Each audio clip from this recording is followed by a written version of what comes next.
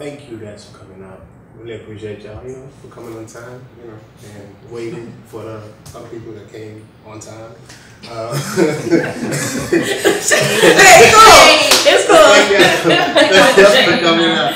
So we're talking Acrimony, the movie, Tyler Perry's movie, right? I know some of us are saying, some of us are like, whatever, but your opinions. We just want to talk about your opinions, what you feel about the movie. I feel like I just want to start off and be like, whose side are you on between the two people, Melinda and Frank? Melinda was Taraji played Melinda, and Frank was her husband, of course. So between Melinda and Frank, what y'all think? Who was the mad one? What do y'all think about it? So Melinda's crazy. Oh my God. And here's why I say It's she's not crazy. that simple. It's not that simple. The entire movie was narrated by her. Like, not once in that movie did we get what Frank's story was. Right. Like, if you notice, the whole entire, it was her, it started off with her sitting with the counselor or whatever that was. And she's telling the story. Mm-hmm. So we didn't get his opinions about it, but from what I could see about the story that she told, she's the crazy one. Because she claims that he was trying to play her and sweet talk her and get her money and this, that, whatever. But at the end of it all, you could clearly see that he really had her good intentions in mind. So, say something. I think that's biased. That's fair. I mean, she definitely acted out, but I think the first part of it was she got crazy over time. Mm-hmm. You know? She was already crazy. She told us that she was crazy. She did? Yeah. Like, she kind of did. When he cheated. Oh, she was like, that's true. When she said, pretty much, this is the one thing that would drive me over the edge, and when I'm there, I'm there. So like, I think that, you say she was crazy. I feel like some things you do would drive somebody to do something else. So I don't think she just woke up crazy. Mm-hmm. Like, you see what I'm saying? Like, so was it justified? I guess the real question was her acting out justified? I think in a situation, I mean, of course you have to take responsibility for your actions, but when you look at it and you're looking at it from this perspective as, which they started out in a relationship, she did have his back. And I think it kind of, over a while, it kind of just built up to the point where you couldn't contain it. Let me just go back and say, let's also talk about Frank himself. He obviously, you were in a relationship. She was giving you all. She was out there for you, rooting for you. But I don't think he was rooting for. He was rooting for his project. Right. Yeah. You see what I'm saying? About himself. So he really was low-key selfish. No, for real. He was selfish. And here's why I'm saying so, bro. He was.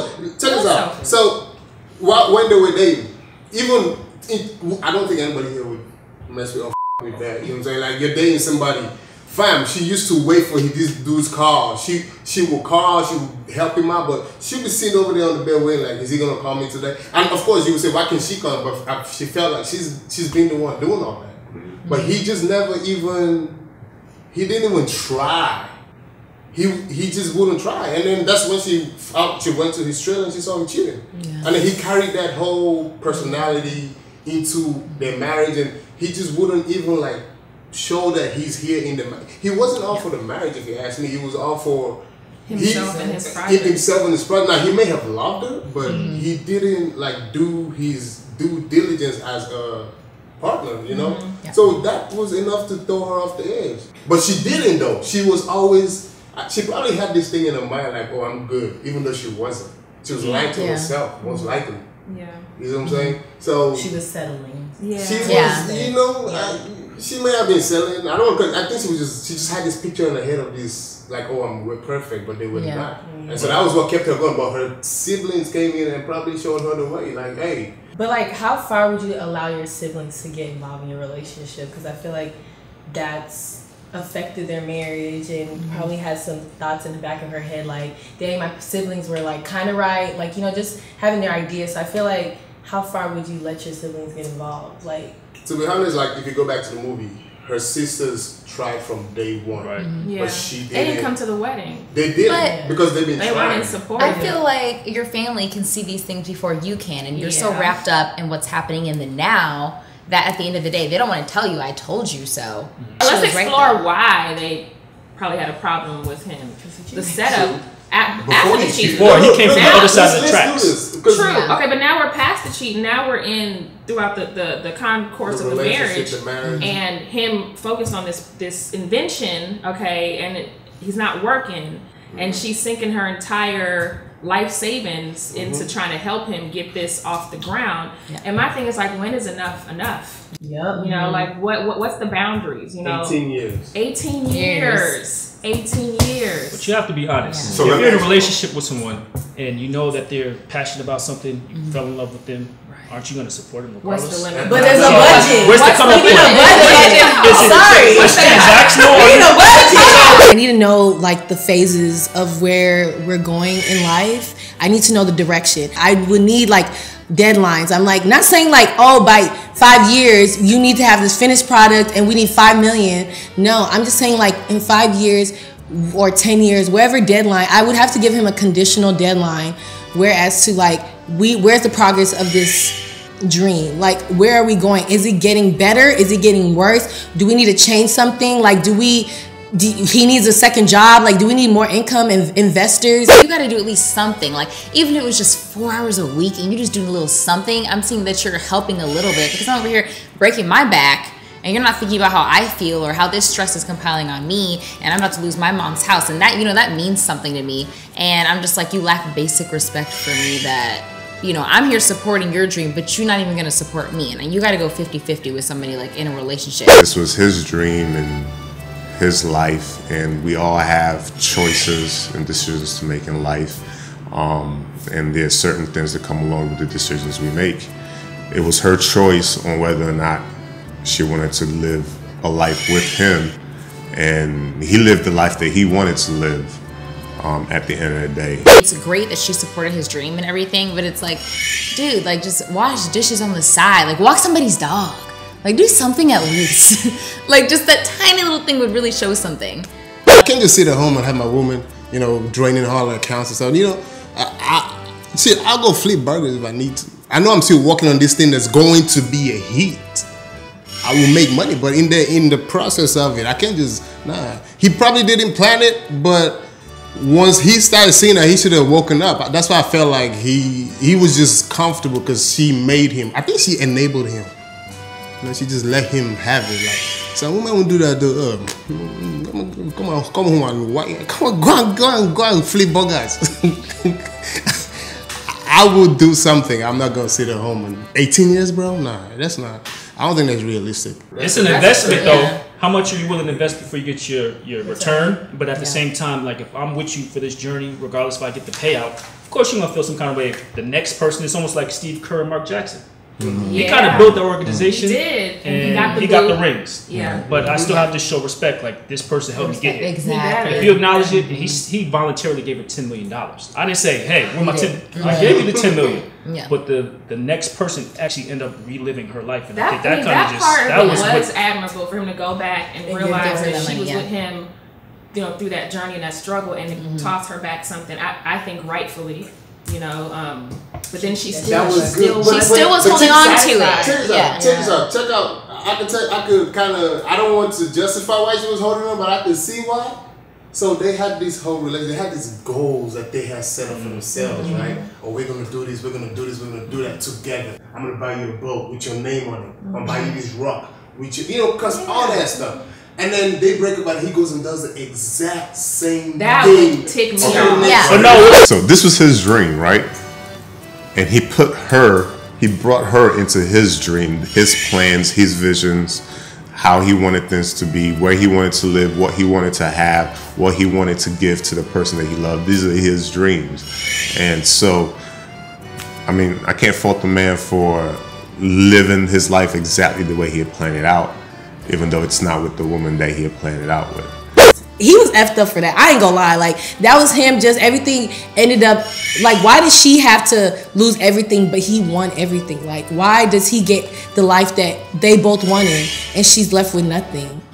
No kids, like, no nothing, like, just $10 million. Niggas just don't have new ideas. Like, he just like painted this idea in his head and was like, well, now I got this girl, so I'm just gonna like keep going on with that. But it's her fault that she went and got $10 million and didn't even go live her own life. She want to ruin everybody else's life. Girl, go live your best life. You have $10 million. Like, you know, you can flip that and make that 17 million. You can make that 18 million. Like, girl. I don't think he should have changed his plan. I mean, the plan remains a plan. That's your dream. So if that's your dream and it just so happens the person that you dreamed it with isn't there, I'm not going to change my dream. And it happens all the time. If you look at from musicians to athletes in sports, you still want to go to the Super Bowl. We're going to go to the Super Bowl whether or not you're a quarterback or you're not.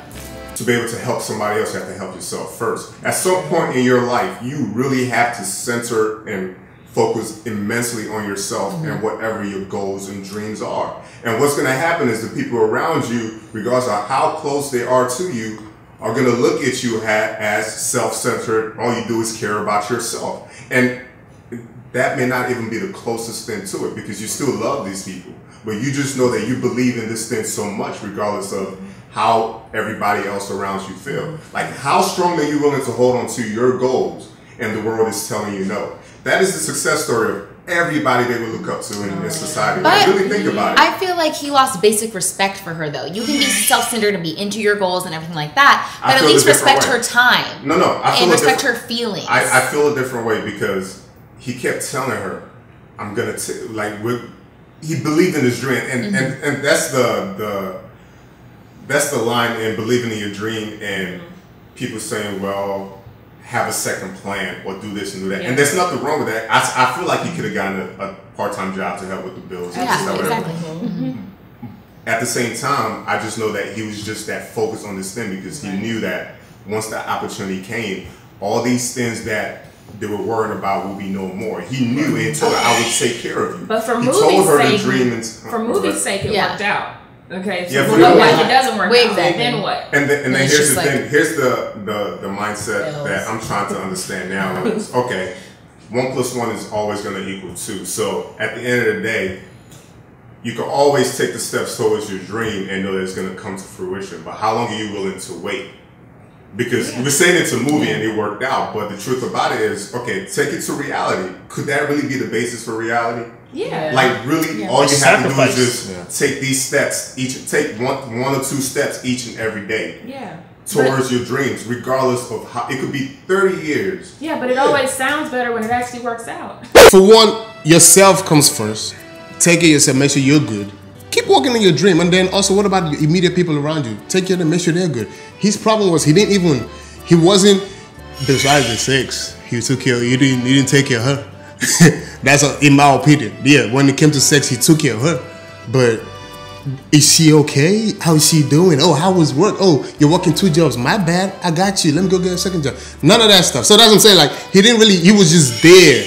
He lost in this dream, which is good. You can be lost in your dream, but don't drown in it. He drowned totally in it and just gave up on everything else. I really felt like if the sister didn't find that purse and present it to her, she would have been with him because she didn't, regardless of what she was going through, she wasn't willing to leave him unless she found out that he was sleeping with somebody. How about if he was more there and not just engrossed in his? How about if that her thing was cheating? Because she went through everything. But but here's the deal. If she didn't have to do all the things that she did as far as draining her bank accounts to bottoms, leaving poor, selling her house, if she didn't have to do all that, her sisters would have come aboard at the end of the day. So in her sister's mind, he's using her. You would do the same thing if that was your situation in real life with your sister. You see this guy. I get the empathy part on the sisters. I'm just saying, but what I'm saying is, you're saying that if her sister didn't see the purse, that would have been good. I'm saying, let's track back some more. If he had acted differently on his own part, we wouldn't have even got into where we got to with those. And this is me trying to bring it to real life now. We know it's a movie, and they had to, do their thing and prolong the suspense. But if we track back and he acted right and he paid more attention to her and he did what he was supposed to do. What was his fault? What was the he had a lot of fault. I think the underlying fault. Let me know what the fault is, because I feel like the only fault that he really, really had was really finding a way. Cheating? He only cheated once. Okay, but I think the underlying. You gotta see how that looks, though. It's like when you're a cheater, she's like, well, he's probably going to cheat.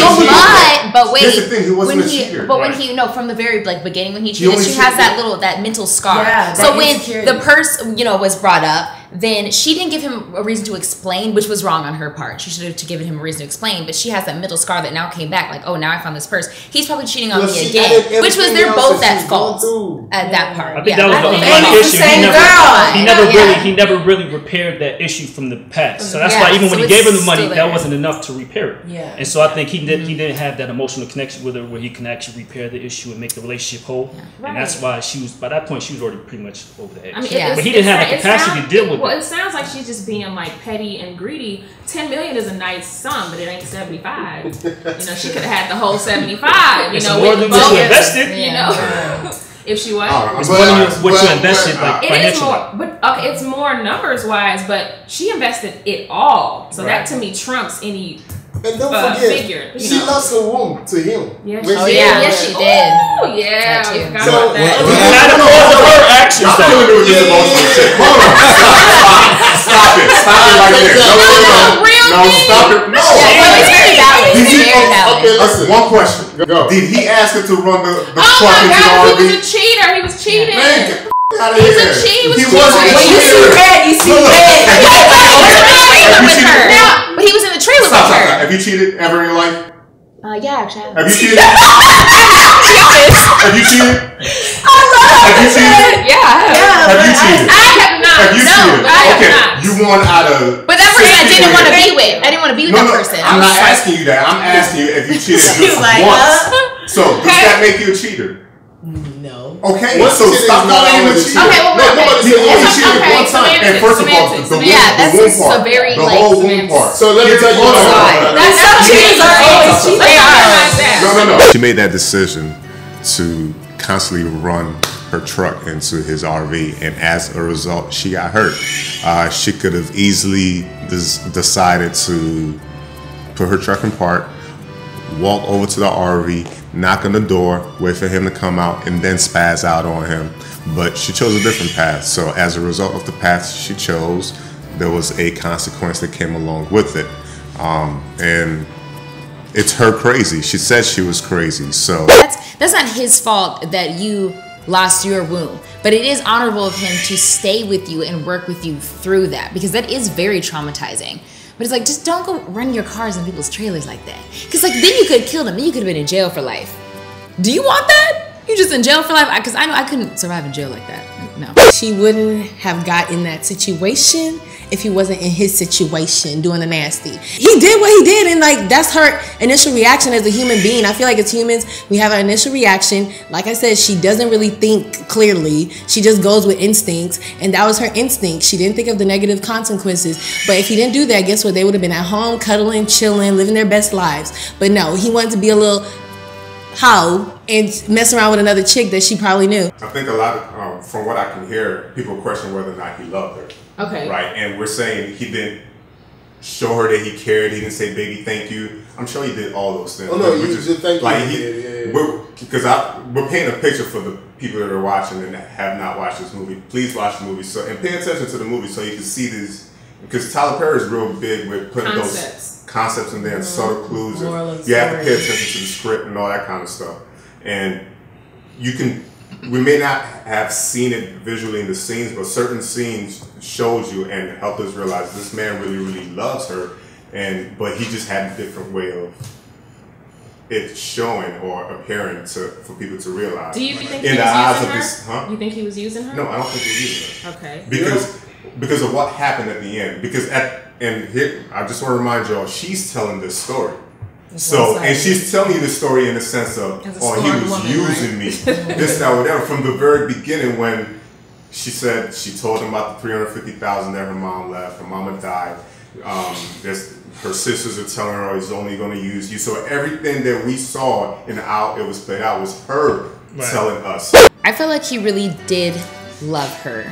But you can love someone and also be selfish. He might have loved the idea that she was there supporting him and was there from the beginning, but then when he saw that he could manipulate her where he would ask for something, she'd give it to him, and she just keeps giving it to him. It's, you give the stray cat some milk, it's gonna keep coming back for more until you put a stop to it. And she was never putting a stop to it. So he's like, okay, well, I'm just gonna like keep going, because she doesn't seem to have a problem with it. I think he genuinely loved her, but at the same time, he felt like if I win, we win. So he took advantage of the situation. He could have tweaked it to his advantage in certain aspects, absolutely. But I think he had good intentions. If you're using somebody, you're not including them in your life dream. This is your life dream, something that you're passionate about. Like, you do not include people in that. Come on, man. No, just because he wasn't like... He wasn't using her in, like, the word using and dumping. He was calculated. He knew that. He took advantage. You know how you can conveniently fall in love with somebody? Yeah. You know how you can conveniently see something and be like, oh, you conveniently put yourself and position yourself in a situation. You're not, at that point, you're conveniently doing it. You're not doing it to spite somebody, but you conveniently do it because you know you're getting something from it. You do it conveniently. You're not doing it to spite them. He strategically placed himself in that, you know, right there, like, oh, this is the woman for me. He was truly in love with her, I ain't gonna lie. He didn't use her intentionally, but he used her. He knew what he was doing, that's all I'm saying. He knew what he was doing. He strategically placed himself there. He knew she had money.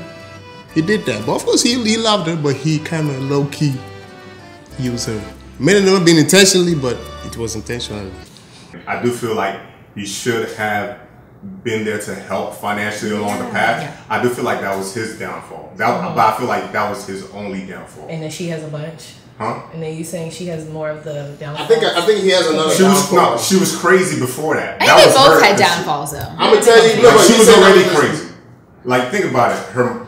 We started off the movie with her mom already died. There ain't nobody saying nothing about the father or what was going on with that. So the story's already painted. She said that she said she was crazy.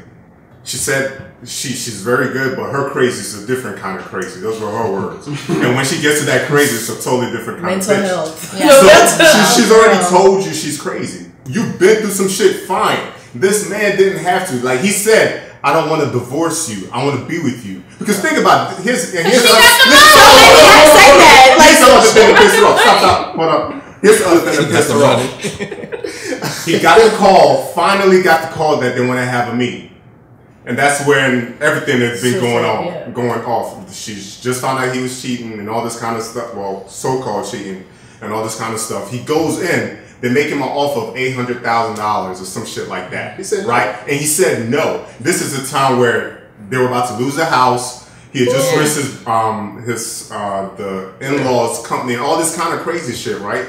He comes home and explains himself. And he says, he tells her why the purse is in there. He tells her he got the call and that's why he had to go. He tells her they offered me money and I refuse it because I believe in my dream that much and I know I can get more. So the picture's being painted here, but that could seem kind of selfish on her perspective. So in her part, helping the family. In her part, she's already tipped over because that scene starts with the first time you ever see her smoking a cigarette. This whole movie, you ain't ever see her smoke a cigarette. She's already tipped over. So he's explaining all this shit, and she's like, "You expect me to believe all this shit?" She sat there and relived everything and said it exactly the way he said. So you expect me to believe all this shit? Do you fall her for that? I'm not following her. I'm painting the picture here so y'all can understand what's going on. No, we get that though. Were you 2 seconds from being asked out if he comes home and says no.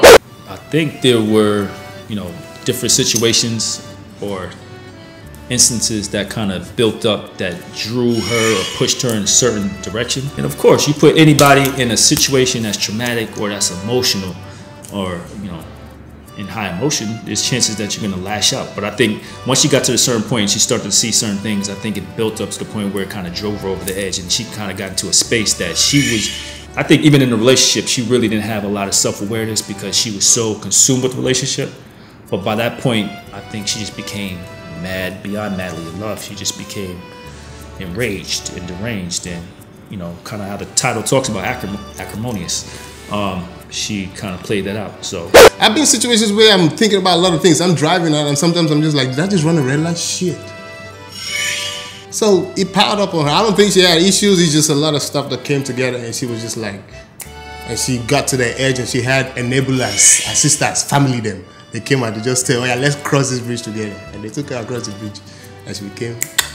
Mental illness comes in different forms. I think she definitely had some challenges, and the situation just put her in a position where she just couldn't contain herself. I will always give him points for coming back and giving her that 10 mil. Because so many people be like, whatever, just would forget about it. I would give him points for that. But again, an 18-year-long wild goose chase. At what point as a man is got to the golden? He got to the golden egg though. Oh so. God! I'm just saying. That's cute. That's real cute. Yeah. And it worked out for the movie. Roll the credits. This is some real shit because a lot of people have dreams. It's true. How long are you willing to wait for your dreams to actualize? Because you're gonna, and people say it all the time, you're gonna stop plenty of times along the way, but keep going, keep going. Because But do you know what gets in the way of that? Intangible dreams are the tangible things you have to deal with. It's not a real You have to be able to figure out the balance between your dream and reality. But I mean, if it's a lifelong dream, it's your passion, it's something you're gonna fight for. It's like this. There's no balance. There's no balance. But when there's other people involved, though, really, there's no But balance. there's so many people that want to play basketball, want to play.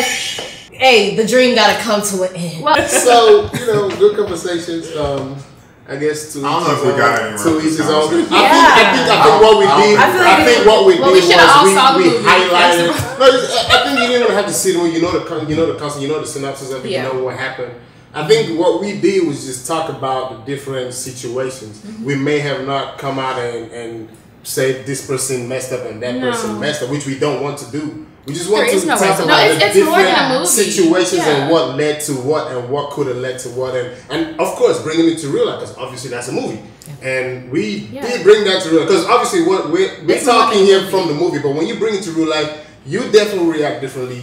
I react differently. I'm not going to do what he did. You may not do what he did. She may not do what she did. And we understand that. But some people would. Some people might. And here's the thing, to me, like movies are, except for like, well, I was about to say except for movies where they're just like shooting up each other, but that shit happens every day too.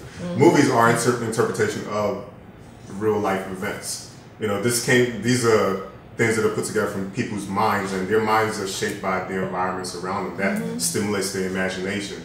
So they're able to tap into something deep in them and put together a script that, for somebody like Tyler Perry, it will make sense. It's based on real life events or something similar to it. So I don't think it's that far-fetched to think that this is just a movie, and in the movie world, it works for it. No, this is things that people go through. This is what I say about this movie. It's so realistic. It's amazing to me. This movie was not a box office hit. It was critically panned. But I knew just from not even watching the whole thing that it would be a conversation starter. Because the content is there. It's a real thing, and it inspires conversation. So it's more than a movie. It is. I'm just saying that a lot of this happily ever after it's real cute when it works out. This definitely was. But let's just know that she didn't have to be an angry black woman when it was that and man, y'all looking at the wrong thing. Okay, anyway, good conversations. Maybe almost good conversations, but it is what it is. As a woman, you need to stand your ground. You need to know from the beginning what you're willing to tolerate, what you're willing to accept, what you're willing to compromise to benefit for the relationship. You need to communicate with your spouse and know if y'all both on the same page. Because there's so many situations where she could have probably told her sister, go talk to my husband, and maybe your negativity about him or perception of him could possibly change, because she could possibly see the vision that I'm seeing, and then boom, she wouldn't have had that like devil's advocate on her shoulder just telling her leave him. I learned about time. Time is key in a relationship. Like, you cannot let stuff go for so long and just let shit happen. And by year 18 is when you really realize that, okay, nothing's popping. I need to move on with my life. Because guess what? In 18 years, you are wrinkly. You are out of the market. Your market is slim, okay, baby girl. So you wasted time that you could have. What, your 20s, 30s is your golden years. Live those best lives. If you know something's not working for you, change it immediately so that you could quickly recover from it and continue living that life you want. Because now, look, she ended up living She ended up living a life she didn't want, okay? A life that, as humans, I feel like we all have a purpose in life. And she wasn't able to accomplish that life goal or life purpose. She was just her husband's enabler. I'm sorry, I just couldn't do it. To me, I think the guy's the most misunderstood person in this story, to be honest. Obviously, he had his faults. He should have played things a little bit different, but I feel like he is misunderstood in this story because he did everything that he said he was going to do. And sometimes the truth can be right there in your face and you don't realize it. Somebody can be telling you the truth and be very, very sincere, and life will happen and make you think otherwise. So, I mean, I think this movie really is just all about the choices we make, and we have to be conscious of the situations that we put ourselves in at the end of the day.